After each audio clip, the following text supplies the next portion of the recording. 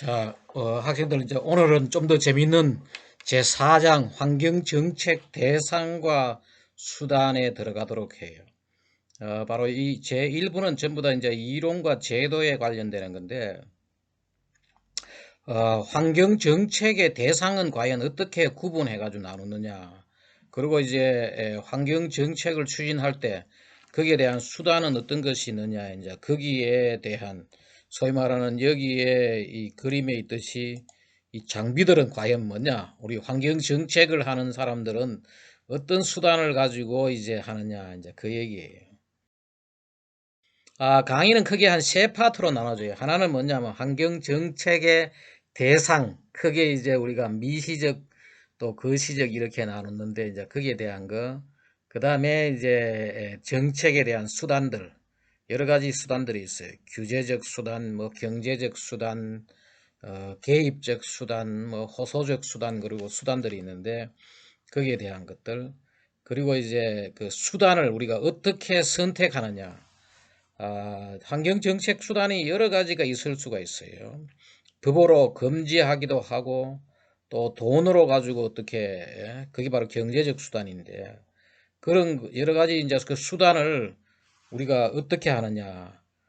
그 선택할 때 기준은 과연 뭐냐. 하나의 예를 들면은 서울시 미세먼지를 줄이기 위해 가지고 자동차의 배출가스를 아주 법으로 규제한다든지 또 그런 방법도 있고, 또 하나는 뭔가 하면은 서울시의 자동차들이 뭐 전기차를 사면은 나라에서 어떻게 보조금을 지금 다 하고 있죠. 보조금을 준다든지 이런 것들이 뭔가 하면 경제적 수단이에요. 그런 것들을 선택할 때 한 가지만 하는 게 아니에요. 여러 가지 수단을 선택하고 또 그 선택할 때 기준은 어떻게 정하느냐, 이제 그런 내용들이에요. 첫 번째, 그러면 환경정책 대상은 어떠냐? 먼저 우리 보는 게 뭔가 하면은 미시적 환경정책, 말하는, 미시적 환경정책 대상을 말하는데 학생들이 대부분 알고 있는 환경정책은 바로 미시적이라고 생각하면 돼요. 바로 이 수질오염을 방지하는 거, 대기오염을 방지하는 거, 지구온난화를 방지하는 거.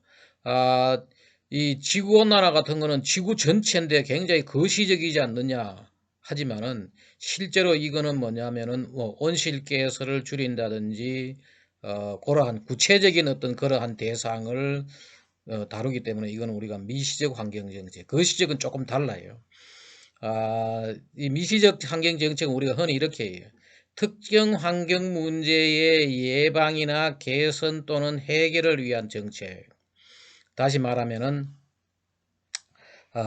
우리 그 수돗물 지금 뭐 여러 가지 각종 수돗물 문제가 있죠. 얼마 전에는 또 유충 수돗물 문제나 이런 것들은 어떻게 하면은 서울에 깨끗한 수돗물을 공급할 수 있느냐. 그게 하나의 수돗물 정책이죠. 그런 것들은 뭔가 하면은 미시적 환경 정책이에요.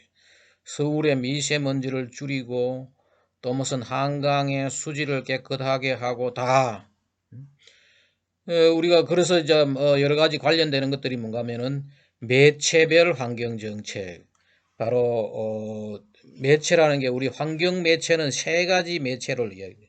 하나는 뭐냐? 물.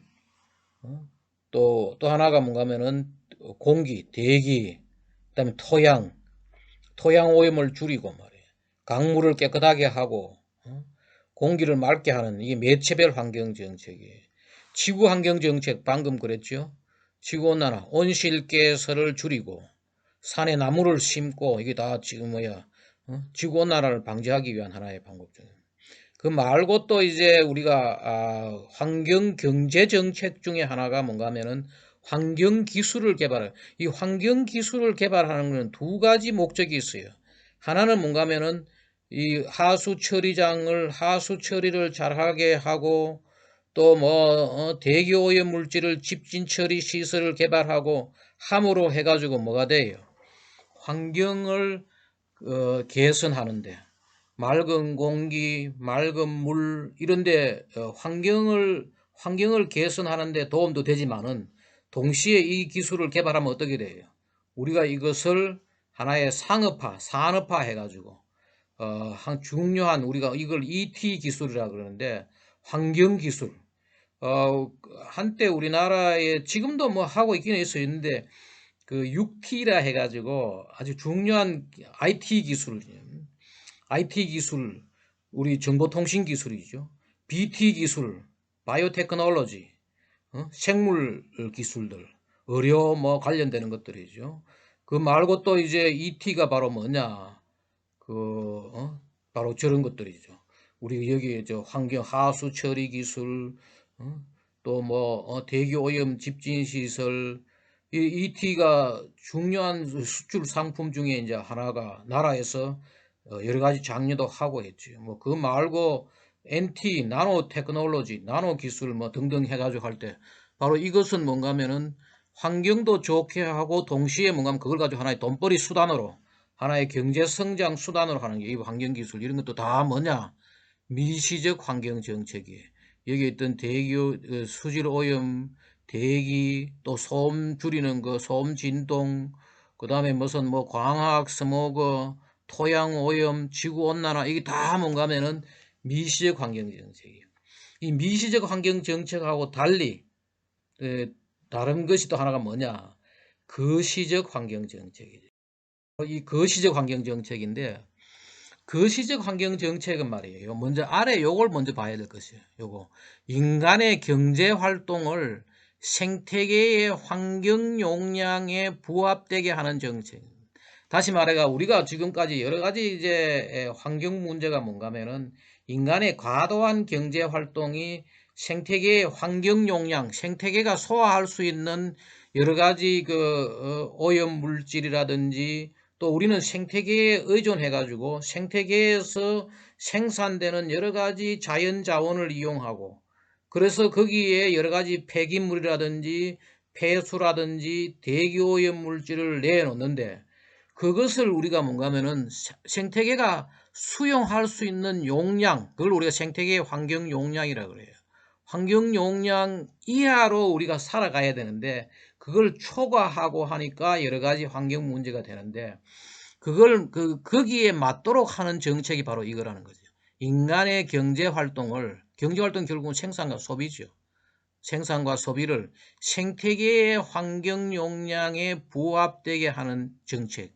그것이 바로 이제 여기에 나오는 자원 절약, 재활용, 에너지 절약, 친환경 생산 및 소비 이런 것들이에요. 그래서 여기 보면은 뭐 여러 가지 지금 뭐 그린 컨슈머, 녹색 소비 활동, 뭐 100%, 100% 환경 친화적인 그다음에 뭐 우리 앞에서 배웠던 많은 이 자원순환 정책, 폐기물에 있는 리듀스, 리유스, 리사이클 이런 것들 모달 시프트라 해가지고 지금 유럽에서 많이 하고 있는 자동차 대신에 걸어다니고 이걸 걸어다니면 에너지도 줄이고 여러 가지 대기 오염 이 에너지 줄이기 위해서 많이 하는 거죠. 자, 트럭 대신에 뭐 수로나 철도를 이용하고 이게 바로 에너지 세이빙, 에너지 세이빙, 녹색 성장, 지속 가능 발전 이런 것들이 다 뭐냐? 거시적 환경 정책이에요. 저탄소 자원순환 정책, 친환경 산업 육성 정책, 환경 경제 정책, 지속 가능 발전 정책, 녹색 성장 정책 뭐 이런 것들이에요. 그런데 여기서 우리 한 가지 주목해야 될 것은 뭔가 하면은 미시적 환경 정책은 환경부가 거의 다 하는 거예요. 환경부가 주관이 돼 가지고 대기 오염 물질 뭐 다 줄이고 하는 거죠. 쓰레기 관리하는 것들 뭐 이런 것들이 하는데 여기서는 뭐냐? 거시적 환경 정책은 많은 경우 물론 거시적 환경 정책에서도 주는 뭔가 하면 환경부예요. 근데 거시적 환경 정책이 성공적으로 추진되기 위해서는 물론 환경부가 주관이 되지만은 우리나라의 뭐 지속 가능 발전, 녹색 성장 정책, 친환경 산업 육성, 환경 경제 전부 환경부가 해요. 하지만은 이것은 타 부처의 협조가 꼭 필요한 산업통상자원부, 농림축산식품부 각종 관련 여기 그런 데서 관련 부처 특히 국토교통부 같은 데서도 우리가 교통정책도 결국은 뭐예요? 교통정책도 에너지 문제하고 결부되어 있고 또 무슨 지구온난화 문제 이런 데하고 다 결부되어 있고 그러니까 그런 부처하고도 우리가 다 협조해가지고 하는 거죠. 그래서 다시 말하면은 미시적 환경정책은 환경부가 주관이 되가 환경부 단독으로 추진하는 정책이 대부분이고, 거시적 환경정책은 주관은 환경부가 하지만은 다른 부처의 협조가 꼭 필요한 그러한 정책이다. 자, 그러면 우리가 환경정책 대상을 받고 말이에요. 수단은 어떤 게 있느냐? 이 수단에 좀 내용이 많아요. 학생들 잘 들어야 돼요. 수단은 뭔가 하면은 환경정책 목표를 달성하기 위해서 정부가 사용하는 방법과 도구. 다시 말해가지고 우리가 뭔가 하면은 서울의 미세먼지를 줄이기 위해서, 또 낙동강의 수질을 개선하기 위해서 뭐 이런 것들. 앞에서 우리 본 여러 가지 목표들이 있죠. 그걸 달성하기 위해 가지고 어떻게 어떤 방법과 도구가 쓰여지느냐. 여기에 학생들이 이제 중요하게 봐야 될 그 규제적 수단. 규제라는 게 뭔가 하면은 뭐 하지 말아라. 그 규제하는 거죠. 더 말해가지고 쓰레기 음식물을 쓰레기는 함부로 버리지 말고 종량제 봉투에다가 담아가지고 그렇게 해가지고 무게를 달고 이렇게 해가지고 버리라. 규제적 수단. 폐수를 함부로 버리지 말아라. 만약에 공장의 폐수를 강에 버리면 엄격한 처벌을 받아요. 뭐 여러 가지 벌금도 받지만은 처형도, 환경 법칙을 어기면은 공장 주인이 뭔가 하면은 뭐 구속될 뿐만 아니고 거기에 감옥도 가고 뭐 이런 식으로 되는 거죠. 이 규제적 수단이에요. 명령 복종이에요. 경제적 수단은 뭔가 하면은 이런 거지요. 좀 더 맑은 물을 먹기 위해 가지고 물이용 부담금을 내고 돈으로, 뒤에 가면 우리 부담금 제도 이런 거 나와요. 돈으로. 또 그 말고도 여러 가지 수단이 있는데 대기오염 물질을 좀 적게 버리면은 그 여러 가지 혜택을 주고, 많이 버리면은 벌금을 주고 뭐 이 돈으로 가지고 이 해결하는 거예요. 그게 바로 경제적 수단이에요. 뒤에 가서 다시 볼 거예요. 개입적 수단은 뭐냐? 나라에서 직접 나서 가지고 자연형 하천을 이런 식으로 만드는 거죠. 나라에서 직접 하천 정비 사업도 하고, 또 무슨 폐수 처리장도 짓고, 대기오염 소각장도 쓰레기 소각장도 짓고, 대기오염을 줄이기 위해 가지고 나라에서 직접 나서 가지고 하는 것이 바로 개입, 정부가 개입한다는 얘기예요. 호소적 수단은 뭐냐? 바로 이 쓰레기를 버리지 마세요. 광고, 홍보, 교육 이런 게 바로 호소적, 호소하는 거예요. 뒤에 가서 우리가 다시 그걸 보도록 하고, 그 다음에 이제 기타 수단 중에서 뭐 국가에서 환경 친화 기업을 지정을 해가지고 환경을 위해서 노력하는 기업에 대해 가지고는 여러 가지 혜택을 주고 뭐 이런 것들이 바로 기타 수단이에요. 뒤에 가서 우리 다시 보도록 해요. 이런 것들이 그러면 과거에 어떻게 발달해 왔느냐? 처음 시작한 거는 뭔가 규제적 수단이에요. 우리가 흔히 영국에서 템즈강이 오염되자마자 하천오염 방지법을 영국에서 만들어 가지고 그것을 못하게, 거기에 하천에 오염 물질을 배출하지 못하게 규제를 하는 거죠. 우리나라도 초기에는 규제적 수단을 많이 썼죠. 그리고 지금도 규제적 수단이 아주 중요한 수단 중에 하나예요. 가장 강력한 수단. 그 다음에 이제 그런데 못하게 하니까 일반인들은 환경 지식도 부족하고 환경 기술도 부족하고 하니까 뭐냐? 나라가 직접 나서 가지고 폐수 처리장, 하수 처리장 짓고 하는 바로 개입적 수단. 규제적 수단과 거의 동시에 시작된 것이 개입적 수단이에요. 그러다가 뒤에 나오겠지만 1980년대부터 나오기 시작한 것이, 선진국을 중심으로 해서 나오기 시작한 것이 경제적 수단이에요. 돈으로 가지고 어떻게, 뒤에 가면 이 재밌는 제도들이 많이 있어요. 그 다음에 이제 호소적 수단, 그리고 이제 최근에는 여러 가지 수단, 이 기타에는 이 경제 호소 뭐 이런 것들이 복합적으로 포함된 것도 있어요. 기타 수단도 우리 다시 이 뒤에 가서 보도록 해요. 먼저 그럼 첫 번째 우리 규제적 수단을 한번 보면은, 규제적 수단은 말이에요. CAC라 그래요. 영어로 Command and Control의 약자예요. 규제적 수단을 영어로 그냥 CAC, Command and Control. 무슨 말인가 하면 명령으로, Command, 명령하는 거지. 명령해서 컨트롤하는 거지.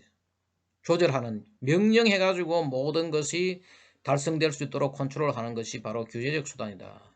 여기 있지만은 강제적, 직접적, 필수적, 반드시 해야 되고 아주 강제적이에요. 국가에서, 정부에서 강제적으로, 그리고 직접 뒤에 나오는 이 경제적 수단을 우리가 간접적 수단이다. 간접적 수단이라는 말도 쓰고 또 이 규제라는 말을 그쪽에서 빌려가지고 간접적 규제라는 말도 써요. 뒤에 가면은 경제적 수단을 간접적 규제라는 말도 쓰는데 여기서 말하는 규제적 수단은 직접 명령하는, 그리고 필수적이다. 반드시 이것이 반드시 해야 되는 거지. 반드시. 그 다음에 거기에서 나오는 것들이 바로 이 명령, 금지, 허가, 승인 이런 것들이 다 이제 규제적 수단이에요. 다시 말해가지고 뭐 저런 것도 있어요. 팔당 상수원에는 공장을 못 짓는다. 또 여기에다가 공장을 지으려 그러면은 정부로부터 허가를 받아야 되고 뭐 이런 것들이 다 규제적 수단이에요. 그리고 이것은 아주 오래되고 옛날부터 초기 환경 문제가 이루어졌을 때, 그 말고도 실제적으로 말이에요. 규제적 수단은 그보다도 훨씬 더 1800년대보다 훨씬 더 전이죠. 영국 같은 경우는 1200년대에 벌써 저런 거 나오죠. 집에서 곧장 뭐 폐기물을 버리지 말아라 뭐 이런 것들 법적으로 남아 있어요. 그 다 규제적 수단이 하지 말아라. 함부로 쓰레기 버리지 말고 말이에요. 우리나라도 보면은 뒤에 우리나라의 환경법에 대면 나오는데 뭐 고려시대, 조선시대 이럴 때도 뭔가면은 나무를 태우지 말고 뭐 이런 것들 나온 거 다 일종의 그런 규제적 수단택이지. 오래되고 고전적인 수단이지만은 지금도 가장 중요한 수단이에요. 여기에 많은 것들이 이제 환경 문제를 환경 목표를 달성하기 위해 가지고 아주 중요하게 사용되는 이 부분이 굉장히 큰 부분이다. 근데 규제적 수단은 또 우리가 크게 사전이냐 사후냐 나눌 수가 있어요. 사전수단은 뭔가 하면 특정 지역의 오염 원인에게 적용하는데, 예방적 규제라는 것은 뭔가 하면은 무슨 말인가 하면 환경 문제가 생기기 전에 특정 지역에 문제를 일으킬 수 있는 지역 원인자에게 적용하는데 하나의 예방적 규제다. 학생들이 아마 4학년 1학기 때 환경영향평가라는 과목을 배울 거예요. 환경영향평가라는 과목을 배울 때 이거는 뭐냐면은 개발 사업에 따른, 앞에서 우리 봤죠? 그 세 가지 평가가 있다. 환경영향평가가 있고 또 하나가 뭐 있어요? 생태계 위해성 평가가 있고 또 하나가 뭐냐면은 그 전과정 평가. 학생들 앞에서 우리 그랬죠. 그런데 바로 환경 영향 평가가 하나의 중요한 사전적 규제 수단이죠. 개발 사업에 따른 영향을 사전에 예측 평가한다. 바로 환경 영향 평가가 이랬죠. 여기에 자연 생태계가 있는데 내가 지금 공장을 하나 지으려고 그런다. 그러면은 먼저 그 지역이 강은 어떻고 그 지역의 생태계는 어떻고 조사를 해가지고 이 공장을 지으면은 여기에 생태계에 어떤 영향을 줄 것이냐, 그것을 평가해가지고 거기에 해도 되는지 안 되는지, 또 여기에 공장을 지으려고 그러면은 대기오염 물질을 얼마나 줄여야 되고 어떻게 줄여야 되고 또 공장을 너무 크게 짓지 말고 뭐 이런 것들을 하는 거예요. 이게 환경영향 평가예요. 학생들 아마 이걸 뒤에 법에서도 나오고 여러 번 나오죠. 이게 처음 실시된 것은 미국의 니파법이라 해가지고 National Environmental Policy Act 국가환경정책법에서 처음 미국에서 이제 70년대 이때 미국의 EPA 우리나라도 환경부죠. 연방환경보호청이 생기고 이때 이것이 처음 됐는데 우리나라는 77년도에 이제 환경보전법에서 도입돼 가지고 실시되기를 1980년대 이후에 시작이 됐어요. 이게 바로 하나의 중요한 사전수단이에요. 이 개발 사업이 있기 전에, 그 오염원이 생기기 전에 이것을 한 것이 바로 이제 이 사전. 이것 말고 또 하나가 뭐냐? 토지 이용 규제도 하나의 이게 사전수단이에요. 그 특정 지역 안에 일정한 행위를 금지하는 제도, 수질 보전 특별 대책 지역, 이 대자가 빠졌어요. 미안해요. 특별 대책 지역, 이런 것들이죠. 여기에 특별 대책 지역이죠. 여기 보면 학생들 하면 이 지도를 잘 보면 말이에요. 여기 팔당 상수원이 수도권 2,500만이 여기서 상수원을 먹고 또 많은 산업용수도 여기 쓰고 하니까 뭐 하느냐? 여기에 상수원 보호구역이 바로 요거죠. 이 상수원 보호구역이 처음에 수도법으로 만들어졌고, 상수원 보호구역에는 여기에 뭐 식당이라든지 많은 것들을 못하게 하는 거지. 행위를 금지하는 거지. 일정한 행위를 금지하고 낚시도 못하게 하고. 상수원 보호구역. 그 다음에 특별대책지역. 특별대책지역은 이걸로 가지고 잘 안 되니까 이 넓은 지역을 다시 여기에는 골프장도 못 짓게 하고 뭐 여러 가지 이제 규제를 하는 거죠. 축사도 얼마 이상은 못 만들고, 이런 것들을 여기에 거의 다 이제 상수원 수질보전 특별대책지역, 그 다음에 수도권 자연보전지역 권역, 그 다음에 무슨 뭐 수변구역 같은 거는 뭔가 하면은 바로 여기에 강이 있으면은 말이에요. 이게 남한강, 북한강이 있으면은 강가에 가까운 데는 여기는 1km까지, 좀 더 멀리 요쪽은 500m까지, 강가에는 무엇을 못하게 하는 그러한 수변구역. 여기 지금 팔당호에 들어가는 거 뭐 수질보전 특별대책은 팔당과 대청호, 그 대전에 있는 금강에 있는 그런 거죠. 몇 가지 이렇게 어느 지역을 법으로 가지고 이렇게 만들어 놨는 거죠. 여기에 무엇을 못하게 하는 그런 식으로 되고, 이거 말고도 여러 가지 많아요. 토지 이용 규제.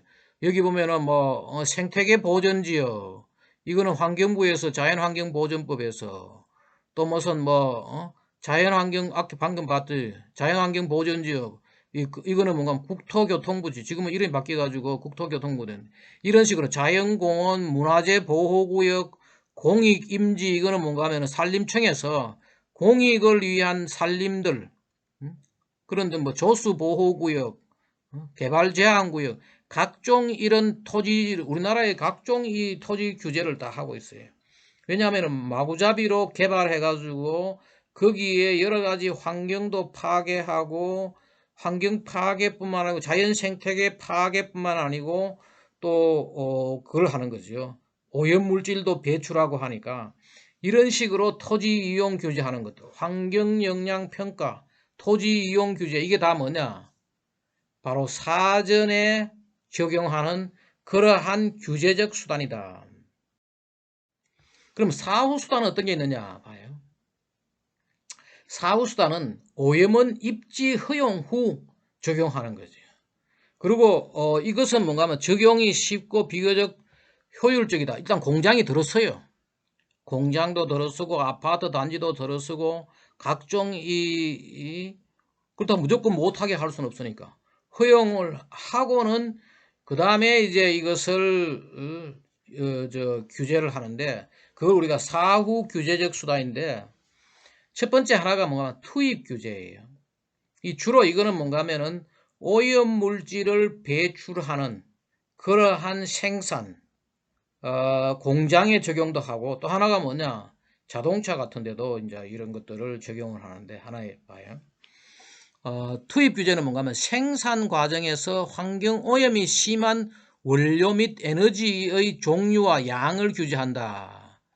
저유황유 사용 의무화, 고체 연료 사용 금지, 특정 물질 사용 금지 뭐 이런 것들인데 한번 봐요. 우리가 공장에서 말이에요. 어떤 제품을 생산하려 그러면 여기 제품이 생산하려 그러면은 로 머티리얼 원료가 들어가요. 원료가 들어가고 또 하나는 뭐냐? 에너지가 들어가요. 근데 이 에너지도 여기에서는 전기라처럼 표현됐지만은 전기가 아닌 여러 가지 기름도 저유황유 또 고체 연료 같은 뭐예요? 석탄과 또 하나의 에너지죠. 이런 식으로 에너지하고 원료하고 또 하나가 뭔가 물이 들어가는데 물은 실질적으로 규제를 안 하더라도 대부분 다 뭐 자기들이 필요하니까 맑은 물을 쓸 수밖에 없지요. 그래서 주로 대상은 뭐냐? 투입 규제의 대상은 뭐냐면은 원료하고 바로 이 에너지예요. 에너지가 고체 연료를 쓰느냐, 뭐 저유황유를 쓰느냐, 이 특정 물질은 뭔가 하면은 에너지가 아니고 원료지요. 이것을 규제함으로 해가지고 여기에서 나오는 환경 문제, 환경 오염 물질을 줄이겠다고 하는 것이 바로 투입 규제예요. 생산 과정에서 환경 오염이 심한 원료 및 에너지의 종류와 양을 규제하는 것이 투입 규제고, 두 번째 뭐냐면 공정 규제가 있는데, 이 공정 규제는 뭔가 하면 바로 이거예요. 프로세서. 바로 여기에 어떤 공정을 쓰느냐. 공정은 두 가지가 있는데 뭔가 하면 사용 규제. 그러한 공정을 사용하라. 반드시 친환경 공정을 써라. 아니면은 금지 규제, 특정 기술을 금지를 강제로 이러이러한 기술은 이러이러한 공정은 쓰지 말아야 한다 라고 규제를 하는 거죠. 그래서 우리나라에 뭐 각종 석유화학 산업단지라든지 또 식품공장이라든지 뭐 각종 공장이 있겠죠. 거기에 이러이러한 반드시 당신들이 이런 제품을 만들고 이 공장을 여기서 허용하려고 그러면은 그러한 공정만을 써라. 아니면은 이런 공정은 쓰지 말아라. 이러한 식으로 하는데, 흔히 이제 그 특정 기술을 사용할 때 몇 가지 기술을 분류를 해놨어요. 그 환경부에서 실제로 모든 산업에 대해 가지고 몇 가지 기술을 분류를 하는데, 적용 대상별 공정 기준을 차별화한다. 중소기업에 적용하는 기술, 대기업에 적용하는 기술, 아주 위험한 그 환경 문제를 유발할 위험한 그러한 기업 산업체죠. 이게 여기에 적용하는 세 가지 부류를 정해놨어요. 하나는 뭐냐? 중소기업의 경우는 뭔가 하면은 최고 실용 기술, 베스트 프랙티커블 테크놀로지, 지금 실용화되어 있는 것 중에서 가장 좋은 기술을 쓰라. 가장 환경 문제를 적게 일으키는 기술을 쓰라. 그런 게 BPT예요. 베스트 프랙티커블 테크놀로지. 최고 실용 기술이. 대기업은 뭐냐? 베스트 어베일러블 테크놀로지. 최고 활용 가능 기술. 요것보다도 요게 한 단계 더 높은 기술이에요. 좀 더 친환경 기술이에요. 좀 더 친환경 기술이에요. 그 다음에 이제 이런 원전이라든지 석유화학 같이 말이에요. 상당히 그 환경적으로 유해한 물질, 위험한 물질을 배출할 수 있는 그러한 곳에는 MACT, Maximum Advanced Control Technology, 다시 말하면 최고 첨단 기술, 국내에 없더라도 지금 지구상에 나와 있는 가장 좋은 기술을 쓰도록 하는 것이 바로 MACT예요. 그래서 그런 것들을 적용 대상에 따라 가지고 나라에서 이 공정을 규제를 하는 거죠. 무슨 이야기가 그래서 그렇게 하고, 금지 규제는 조금 전에 이야기했지만은 위험할 수 있고 그런 문제가 있는 그런 공정들은 쓰지 못하게 하는 것들이 바로 금지 규제다. 이것 말고 실제로 또 하나가 뭐냐? 바로 여기에 나오는 것들, 산출되는 것들을 규제하는 게 있어요. 세 번째가 바로 뭐냐? 산출 규제예요. 오염 배출을 줄이기 위해 생산량 감소나 오염 배출량 감소를 규제하는 거야. 똑같은 우리 이 공장을 두고 말이에요. 보면은 이러한 생산량, 여기에 오염 배출을 줄이기 위해 가지고 여기에 얼마 정도만 생산하라. 지금 우리나라 그런 데가 있어요. 어떤 데가 있는가 하면은 낙동강 상류 지역의 어떤 곳에 광산이 있어요. 지금도 그 광산이 문제가 되고 있는데 지금 갑자기 이름이 생각 안 나는데, 그 광산에서 옛날에 허가된 광산이 있는데 그 광산에서 여러 가지 광산 폐수가 나오고 뭐 수질에 문제가 돼요. 그런데 나라에 살 수 있는 거는 뭔가 하면은 당신들 생산하는 건 좋은데 허가를 했으니까 과거에. 그리고 또 거기에 어떤 무슨 여러 가지 생산해야 될 광물질이 있고 하니까 생산하는데 일정량 이하만 하라는 거예요. 그런 것들. 그게 바로 생산량. 그리고 얼마나 줄이라 뭐 이런 것. 요걸로 가지고 규제를 하는 거죠. 또는 뭐냐 하면은 바로 여기서 나오는 대기오염물질, 수질오염물질, 폐기물, 요것을 규제를 하는 거예요.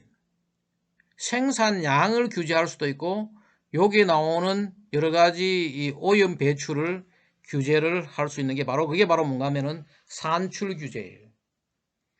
그 산출 규제도 몇 가지가 있는데 첫 번째는 뭔가 하면은 조업 규제예요. 생산, 조업 규제. 바로 이게 뭔가 하면은 바로 방금 조금 전에 광산 이야기 바로 이거예요. 광산 이야기가. 광산 이야기가 하나의 생산량 규제예요. 생산량 얼마 이상은 생산하지 말아라. 더 생산하면은 여러 가지 소위 말하고 전체적인 어떤 그런 문제가 될 수 있는 양을 초과하기 때문에 생산량을 규제하고 조업 시간 단축. 이게 뭔가 하면은 이런 것도 있어요.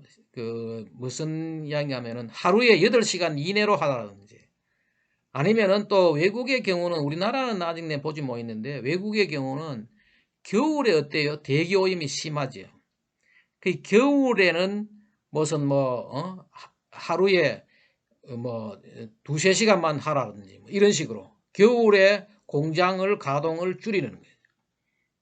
겨울에. 왜냐하면은 겨울에 이 뭐라 그러는 그 학생들 아마 대기에서 무풍 뭐라 그러는 기온 역전 이런 것들에 문제가 되니까 겨울에는 이렇게 뭐 하라. 이 조업 시간을 단축시키는 거예요. 그리고 또 특히 소음 같은 거는 뭔가 하면은 특정 시간대만 지금 우리 그래 하지요. 지금 그 소음이 나오는 공장 같은 데는 밤 10시 이후는 못하게 하는 거예요. 일종의 뭔가 하면 우리 김포공항의 학생들 비행기가 밤 8시 9시 되면은 비행기가 끊어지잖아요. 그 이유가 뭐냐? 바로 밤 10시 되면은 이게 야간 소음이에요. 야간 소음에는 비행기가 못 내리는 거죠. 이게 하나의 공항으로 봐서는 뭐예요? 바로 공항의 조업 시간이죠. 특정 시간대만. 소음 같은 거는 야간 소음이 뭐냐면은 밤 10시부터 아침 6시까지죠. 우리나라의 이름을 잘못 만드는 거지. 야간 소음이라기보다는 수면 소음 이런 거죠. 잠자는 시간에는 얼마 가지 말아라 하는 이런 식으로 시간을 정해주고 말이에요. 조업 시간을 단축하고 생산량을 규제하는, 이게 바로 조업 규제예요. 또 하나는 뭐냐? 사용 제품. 여기서 말하는 제품은 생산 제품이 아니고 자기들이 사용하는, 거기에 사용하는 제품을 규제하는 거죠. 처리 시설 규제. 거기서 나오는 여러 가지 오염 물질을 처리하는데 반드시 이 제품을 쓰라. 특정 장비, 처리 장비를 사용 규제한다. 예를 들면은 자동차에 말이에요. 학생들 아마 대기 배울 때 이걸 배웠을 거예요. 3원 촉매 장치, 3웨이 카탈리시스. 이 자동차에 다 붙어 있었어요. 자동차에 이게 다 붙어 있는데, 왜냐하면은 탄화수소, 일산화탄소, 낙소 같은 것들이 나오면은 이걸 통과하면은 이게 뭔가 하면은 일산화탄소는 이산화탄소가 되고 물로, 그 다음에 낙서는 N2 가스로 나눠 만들어지는 거예요. 반드시 이거 없이는 자동차를 운영을 못 해요. 이게 1973년도에 일반화되기 시작해가지고 자동차에 이거 없는 자동차는 못 다니는 거예요. 그래서 이거를 반드시 바로 이게 일종의 뭐예요? 자동차에서 나오는 대기오염 물질을 처리하는 시설이죠. 자동차에서 이게 쓰는 사용 제품 기준 규제, 그 제품 기준 규제 또는 처리 시설 규제라는 말도 써요. 특정 장비를 사용하는 것을 의무화시키는 거예요. 또 처리 장비를 내구 연한 10년 이상 이것을 쓰지 말아라. 대기오염 물질 집진 시설이 있으면은 그 대기오염 물질 집진 시설을 10년 이상은 못하게 하는 하나의 장비 내구 연한도 규제하는 이거는 뭔가 하면 장비뿐만 아니고 장비의 사용 기간도 규제하는 이게 바로 뭔가 하면 바로 제품 기준 규제 뭐 이런 것들, 처리 시설 규제. 그 다음에 또 하나가 뭐냐? 이제 이게 가장 널리 일반적으로 쓰는 것이 뭔가 하면은 오염물질 배출량 규제예요. 예를 들면 이런 거죠. 공장에서 나오는 꿀뚝에서 나오는 여기다가 대기오염 측정 기기를 자동 측정 기기를 달아요. 우리나라 지금 대부분 공장이 다 달려 있어요. 달려 있고 여기 어디 가느냐? 여기에서 측정해가 어디 가는가 하면은 한국환경공단에 다 가요. 한국환경공단에서 거기 앉아가지고 뭐 하느냐? 어느 공장에서 이산화황을 얼마나 배출하고 있고 또 어느 공장에서 무슨 질소산화물을 얼마나 배출하고 있고 그런 것들을 다 이렇게 모니터링 하는 거죠. 수질도 마찬가지죠. 이런 식으로 이제 모니터링을 해가지고 하는데 배출 허용 농도 규제를 하기도 하고 또 하나는 뭐가 배출 허용 총량 규제 같이 해요. 왜 그런가 하면은 농도는 거기에 소위 말하는 농도죠. 단위 부피당 얼마 들었느냐. 그런데 이 농도만 하면 문제가 뭐가 돼요? 대기 같으면은 공기를 집어넣어 가지고 바람을 집어넣어 가지고 희석을 할 수가 있죠. 이걸 막기 위해가 뭐냐? 전체 총량도 같이 여기에 나가는 연기의 이 부피에다가 농도하고 같이 하면은 총량이 되죠. 이걸 같이 해가지고 이것도 마찬가지죠. 물도 여기에 농도와 그 흐르는 유량까지 다 해가지고 총량을 같이 이제 이런 식으로 여기에 규제를 하는데 이것도 뭐 하느냐 하면은 최대 허용치, 평균 허용치를 같이 해요.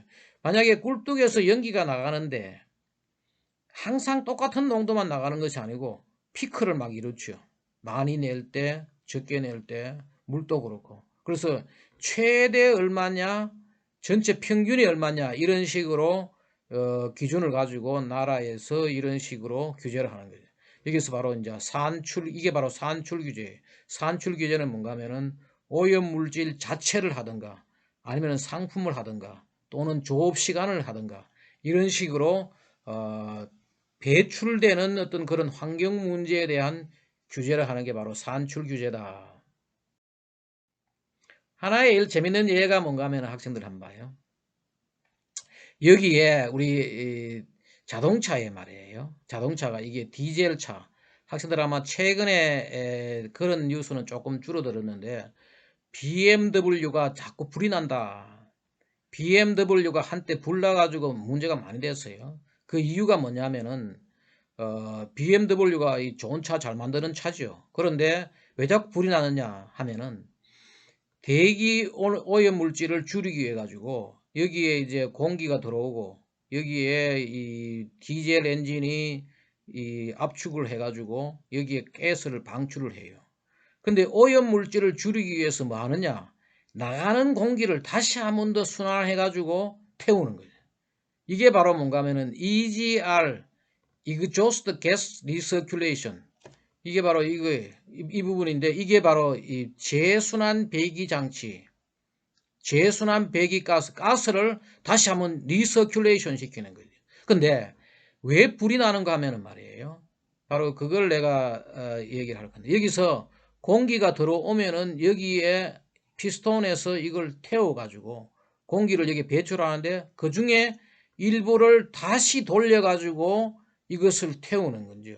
근데 다시 이거를 돌려가지고 태울 때 이게 온도가 한 800도 정도가 돼요. 800도 되는 온도를 다시 집어넣으면 폭발하죠. 요걸 다시 냉각시키는 거죠. 그 EGR 쿨러예요. 우리 지금 차에 다, 디젤 차에 다 이게 붙었어요. BMW뿐만 아니고 뭐 각종 우리나라 현대차도 다 EGR이 붙었어요. 굉장히 고도의 기술들이죠. 자동차 기술이죠. 여기서 근데 왜 이게 BMW가 불이 나는가 하면은 이 냉각을 제대로 못 시키니까 이 냉각 장치의 기술의 한계 때문에 자꾸 불나는 거죠. 그래서 요렇게 해가지고 다시 태우는 요걸 우리는 일종의 요거 바로 요게 냉각 장치죠. 일종의 이거는 뭔가 하면 공정 규제예요. 다시 말하면 내 공정 규제와 산출 규제의 차이를 알려주기 위해 가지고 이것을 그랬는데 여기에 이게 뭐예요? 오염 물질을 내는 하나의 공정이죠. 공정 자체를 오염 물질을 적게 하는 공정으로 만드는 거죠. 이게 한 번 더 돌려가지고 그렇죠? 이렇게 하는 게 이거는 하나의 EGR은 하나의 공정 규제 시스템이 자동차 배기가스에 들어간 거죠. 이것 말고 또 어떤 게 있느냐? 바로 디젤 엔진에서 말이에요. 디젤 엔진에서 여기에 뭐가 들었어? 벌써 EGR이 들었어요. EGR을 통해 가지고 나오는데도 낙스나 일산화탄소나 이게 탄화수소, 하이드로카본이 나오고 이 하이드로카본에서 방금 뭔가 하면 옥시데이션 카탈리시스 아까 우리 그 삼원 촉매 있죠. 장치를 통과해 가지고 그죠? 통과해 가지고 이게 지금 최근에 다시 더 추가가 된 거예요. 이게 뭐냐? 여기 나오면은 맨 먼저 이 DPF 이 자동차에 지금 러시아 디젤 차에 다 있어요. 다음에 기회가 되면은 이 자동차의 디젤 엔진이 어떻게 발달해 왔는지 지금은 유로 6 기준이라 해가지고 디젤 엔진이 대기 오염 물질을 많이 배출하는데 거의 휘발유 엔진하고 같이 비슷하게 나와요. 휘발유 엔진도 상당히 대기 오염 물질을 많이 줄였죠. 디젤차도 많이 줄였는데 최근에 이 디젤차의 오염 물질을 줄이기 위해 가지고 아주 획기적인 장치들이 나오는 거죠. 이걸 줄이는데 다시 말해가지고 여기서 나오는데 이 DPF는 뭔가 하면은 디젤 파티큘레이트 피틀레이션 디젤에서 나오는 입자를 여과시키는 거죠. 그러므로 해가지고 remove PM 뭔가 하면은 particulate matter 바로 뭔가 하면 미세먼지예요. 미세먼지를 여기서 하나 여과로 해가 줄이고 그 다음에 뭐냐 그냥 들어가는데 미세먼지에 지금 디젤 엔진의 가장 큰 문제가 하면은 뭔가 하면은 낙스거든요. 낙스 이것이 나중돼 가지고 이제 광학 스모그도 만들어내고 뭐 여러 가지 문제가 되니까 이 낙스를 줄이기 위해서 뭐 하느냐 유레아를 유레아 그래서 학생들 아마 자동차 그 기름 넣는 집에 가면은 주유소에 가면은 그 유레아 요소수 팝니다. 요소수 집어넣고 하죠. 요소수 이게 유레아 솔루션이 바로 요소수예요.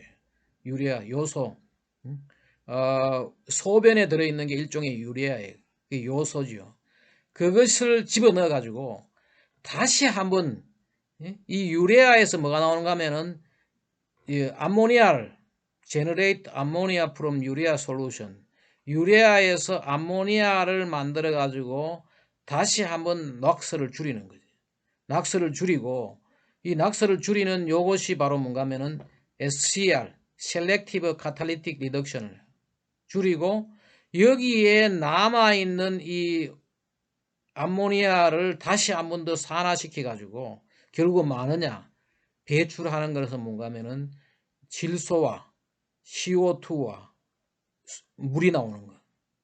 거의 완벽하게 오염물질 이것을 줄여 나가는 거지. 줄여 나가는 건데 내가 왜 이야기를 하는가 하면은 여기서 일어나는 건 하나의 공정 규제지만은 여기서 지금 일어나는 건 뭐냐? 산출 규제. 산출 규제에다가 뭐냐? 처리 시설 규제. 이 유레아 SCR 시스템이라는 이 시설을 달도록 하는 거예요. 달아야지 지금 디젤 엔진을 허용해 주는 거예요. 플러스 배출 허용 농도, 여기에 농도를 다 이 장치를 달면은 이 농도가 얼마나 줄어드는 거예요. 다시 말해가지고 여기에 있는 오염물질 농도가 거의 제로에 가깝게 떨어지는 것을 확인하도록 하는 거예요. 그래서 요거는 여기에 일어나고 있는 EGR은 하나의 공정 규제지만은 바로 이 뒤에서 일어나고 있는 것은 산출 규제고, 그 산출 규제에 아까 봤죠? 조업 규제 뭐 있지만은 산출 규제 중에서도 처리 시설 규제고, 동시에 뭔가 하면은 배출 허용 규제가 된다. 그 얘기예요.